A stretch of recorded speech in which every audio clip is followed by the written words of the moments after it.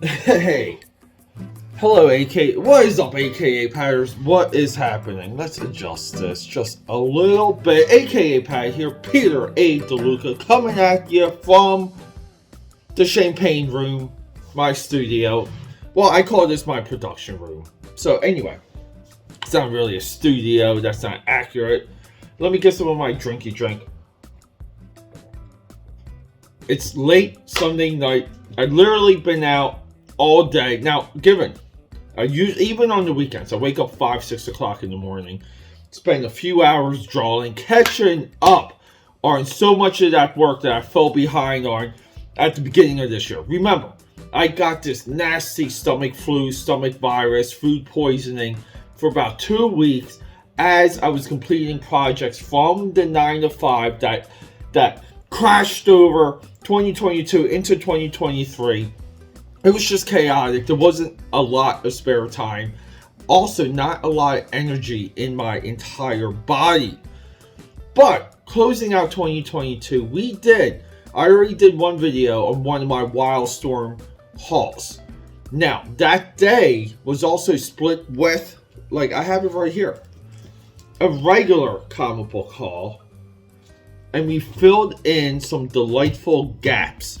Now, I like showing off my comic book haul because I think it's important to document my process, what I'm selecting, why I'm selecting, the way I'm streamlining a little bit. You might want to call it the rebuilding of the collection since I purged everything 3 years ago. I'm not joking. I threw out 20 long boxes, and trust me, there was absolute gold in those long boxes, but I chose to just release myself, and I had to restart because my priorities, just even in life, shifted so much. I mean, I'm probably going to do something similar with my books here. I'm probably going to purge all of my books and rebuild, because what happens when you rebuild, it's optimized, it's more exact, and a little bit like that quick drying concrete, and we have confidence in it. So let's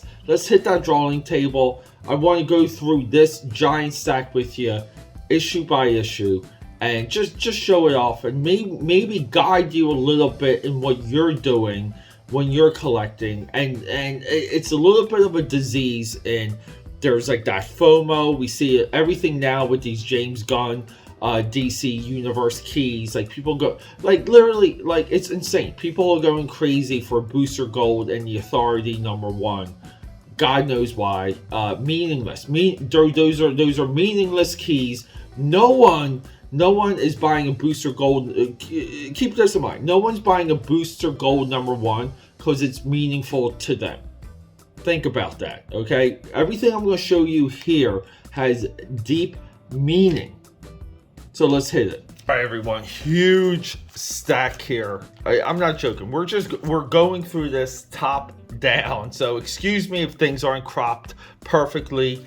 We have Top Cow Fusion here. This is a Marvel DC crossover. I like to document crossovers. I'm a big collector of crossovers. I saw this Cyberforce, Hunter Killer, Avengers, Thunderbolts. It blew my mind. Moving on. Crossovers. Predator versus Magnus, the robot fighter. Very confusing covers by Barry Windsor Smith. We got 1 and 2 here.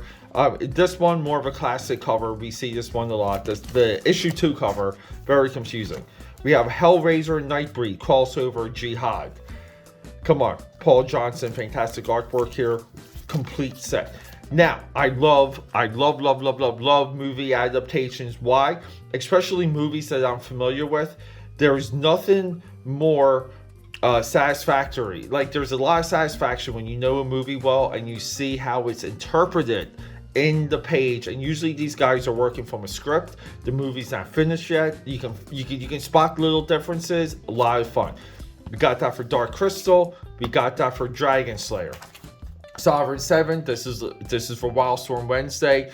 We're kind of documenting a little bit of the fallout of Jim Lee and Chris Claremont post X-Men #1 selling 8 million copies. This was Claremont's comeback. This was his, hey guys, I got something cool too. Very confusing book, great artwork though. Dwayne Turner too also went on to do some Spawn work. Very cheap, Fantastic Four issue. We have Thor, we have Walter Simonson, we have Thor fighting Gladiator here. You guys know I am a sucker for Walter Simonson, especially this era. Fantastic. We bought this one. We bought Night Thrasher 16, strictly on the cover. I love Rage. I love Prowler, rock and roll. Hunter Killer 0. This goes back with our crossover. We got the complete Hellshock. You guys know I love Jay Lee, and this is Jay Lee before he disappeared from comics for a little bit, later to come back with that Inhumans Marvel Knights series. Saxon Violence, George Perez, 2, 3, and 4. I have one over there in one of my boxes. Complete that. I absolutely look. I'm on record for a long time saying Clive Barker greater by far than Stephen King. Clive Barker is our greatest horror writer of today. And I am really into the work he did for Marvel, and later, as you saw with that Jihad book, the work he did with Epic. Jack Kirby vein. Jack Kirby tops, Phantom Force going to issue 3. It ends with Imager number 2. It got picked up. His estate, this is also McFarlane inked cover. Mr. John Byrne, Doomsday Squad. We get all the Doomsday Squads when we find them. And speaking of John Byrne, we have Legends here now, super hot because of all that Amanda Waller business. We have the greatest Superman miniseries story origin ever told. We have Man of Steel complete 1 through 6. We have maybe one of the best Fantastic Four analogs ever, Danger Unlimited. 1 through 4 here. The one, Rick Veitch, complete set here. Rick Veitch is a absolute weapon. If you guys are not familiar with the one, I am sorry for you.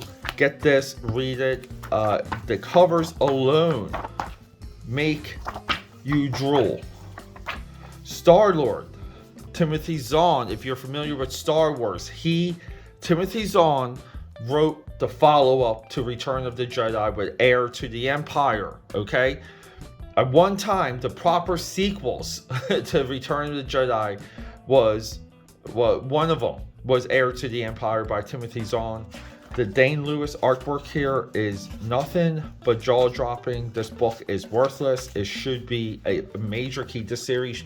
This should be like a $100 miniseries, but it's not. Okay, filling in some gaps. Finding things we forgot about. This is maybe what could be Dane Fraga's greatest published work. SWAT here. It's only a few pages, but we get the flip side. We get also Fighting American 2 with the great Ed McGuinness. But Dane Fraga's work here on SWAT really could be his greatest work. We always buy Pitt whenever we find Pitt. Godwheel. Look, part of like building out Wildstorm is we're filling in Extreme Studios, we're filling in Malibu, Godwheel, but here we go. We go to Godwheel 3, and so many of you who are Joe Mad fanboys forget that Joe Mad actually drew an issue for Wildstorm. And speaking of Joe Mad, we have double Vanguards. This is one of the just great issues. Maybe Joe Mad's, like there's some X-Men, but this is a fantastic example of how to draw effing comics by Joe Madora. He's maybe like 17 years old when he draws this. Speaking of greatness, we have Mike Mignola cover. We have Marvel Comics Presents 20, Mike Mignola cover. This cover I always felt just was so legit, so striking. Just the black and the way, I love the way he boxed it out. Speaking of which, we got Rocket Raccoon 1 through 4, entire miniseries. We buy Zen whenever we find Zen. We got Zen. Lightning Comics. You guys know I have a big affinity for Lightning Comics. Anything Polybag, we go. Axis Alpha, I'm going to do a video on this. So there's a great cameo here There's a unsolicited pit. I mean, like, there's no credit given, but this is pit. There's a pit crossover in this issue. 0 credit is given. Upcoming video there. Arachnus, we document that. Cyborgs already got a video. We go hard on the independents when we find them. Dog was a big find. If you guys are not familiar with Dog, Joe Vigil. We saw Tim Vigil earlier with that one miniseries. All right, Taser here too. Taser, major book here. Taser's huge. Okay, to wrap it up, Evil Ernie, more Pit, Booth, John Clearly, right? It's clearly not Clancy, but Clearly, who I believe at the time was the McFarlane guy, the McFarlane riff. He did go on to do some really nice work for Marvel Comics. Later, Clearly became a 3D sculptor, 3D modeler. I believe he does a lot of work with Super 7. We have a great vein here of, oh, what's this? Fighting American. Oh, we also have Double Impact, but we have some Fighting American holes here.